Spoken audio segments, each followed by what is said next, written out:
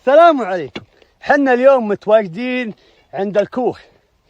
من أول كانوا يسمونها البدو عند أهل العراق وأهل الشام النوجة، وكانوا برضو يسمونها أهل الكويت قديمة. من أول ما بالسيارات كان عندهم الكوخ هذا يستخدمونه لطرح الطيور. يلا خلونا نطلع. أبو جوهر عنده داخل الكوخ، وعنده هناك باشق يتحكم فيه، وعنده غراب. الحين شوفوا يا جماعة، تطير الباشق ويتحكم فيه بحبال وكاشف المنطقة كلها. يعني أي طير يعبر من هنا راح يشوف الباشق مع فريسة وراح ينزل عليه، وراح أوريك مشبكة اللي يسحب الطير يمه. هذا الباشق بخيط وجالس يتحكم فيه، وعنده برضه أغراب هناك. راح نشوف التفاصيل من أبو جوهر داخل الكوخ. جوهر دخلني على طول، قال ادخل في أغراب يطلع صوت. يا مرحبا مثلا. يا هلا والله. اي والله قاعد يصيح. يعني تعرف أغراب إذا صاح في شيء. الغراب طال عمرك له 30 صوت، 30 خوف. أها. عارف اللي جاي عليه شيهانة ولا بتشة ولا عقاب ولا شيء، طبعا حسب الممارسة. يعني بسم الله. حلو. يعني الحين جالس تتحكم بشيء. الحين قاعد اطير شبوط وتحت منه ريشه، اي طير يشوفه طال عمرك يحول عليه، يحسب انه لاحق فريسه ولا شيء، والغراب يعطيني نداء وش اللي جاي علي. اها. يعني الغراب لو جاك طير راح يقولك صوت، يعطيك صوت، يعطيني صوت ادري وش اللي جايني. العذبة جاهزة ما شاء الله، وثقينا من مويه. ماكل الاجر ابو جوهر. يا مرحبا مسهلا. ابو جوهر اشوف الغرفة شبه باردة، صح ان احنا بقبر دفنا ارواحنا وحنا حيين. كم اخذت وقت معك؟ الشعف والدنيا 3 ايام وانا احفر واطمر واضبط والحدايد هذه كل ابوها. كل ابوها هذه حول 3 ايام ما شاء الله. ابو جوهر عندك فتحة قدامك وفتحة وراك، نبي تفاصيل هذا الشغل. الفتحة اللي قدامي اسمها الضواية، هذه اللي انا اشوف منها اسمها الضواية، وهذه قزازة الكوخ. هذه القزازة نحطها عشان الخيط يروح يجي بسهولة وما يضرب في الارض. حلو. واللي وراك؟ هاي طال عمرك هذه حقة الشبك، هذا كيبل الشبك، وهذا حق السمان او القميرية.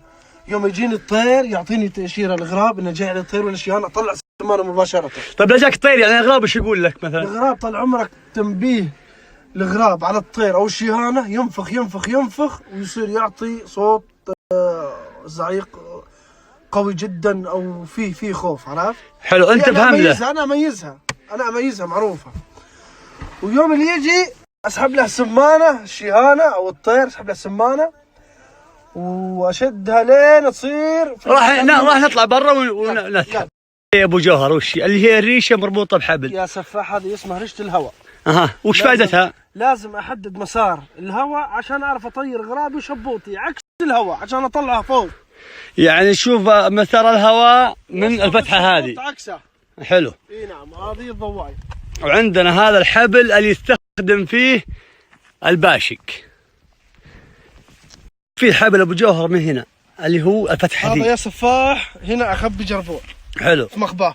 يجيني شبوط، يجيني بتشه، طير صغير ما يهد، تطلع له الجربوع. طلع له الجربوع طال عمرك واسحبه لين هناك وامسك يد الطير ورجل الطير بيدي. حلو. نبي نشوف اشبكه. هذا اسمه الميزان. هذه وش الحديده؟ هذا الميزان عشان تظل الشبكه مشدوده وامورها طيب. اها. هذه شبكه اللي تشوفوا لها.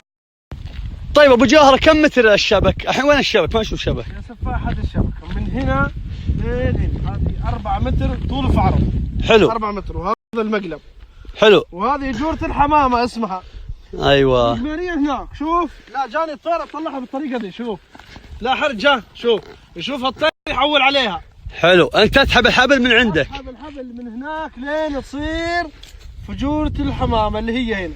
يوم تصير هنا الخيط نفسه فيه عقده، يوم تصير العقده في يدي صار الطير في عز المضرب اقلب عليه الشبك. يعني تفتح على طول تسحب الحبل هذا ويقلب الشبك عليه. اي نعم. اها. بالتوفيق ان شاء الله. اللهم امين وياك. ومبروك الغراب الجديد. الله يبارك بعمرك يا ذي. يلا الله يرزقك ان شاء الله. وانتهينا من هالكوخ. لو انا جات بالكوخ هذا قسم بالله ما يجيني طير الا انا ميت. انكتمت. هو عاد متعود يعني. هذا السفاح.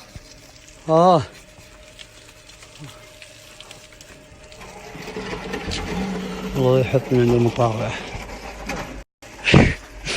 نايم. لا اله.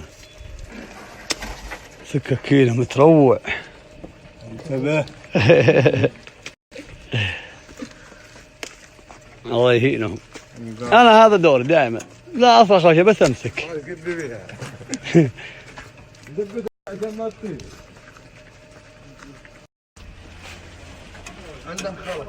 السلام عليكم. سلام عليكم. روح اعلم هذاك وينه. يا ويلك يا ويلك يا ويلك. ما تنحاش ما تنحاش، والله يصرخون صرخ، والله العظيم لا يقطعون ضلوعك قطع. يا ويلك يا ويلك يا ويلك يا ويلك ويلك يا ويلك. الله يحطني بمكانك، الله لا يحطني بمكانك، قسم بالله ذنبتك بس ما تفصيل. ويلك يا ويلك يا ويلك يا ويلك. علمتك. لا اله الا الله. ثلج وقلب عج. الله يعين اللي باع البردان. تراب يا ولد. تراب والله تراب. بالله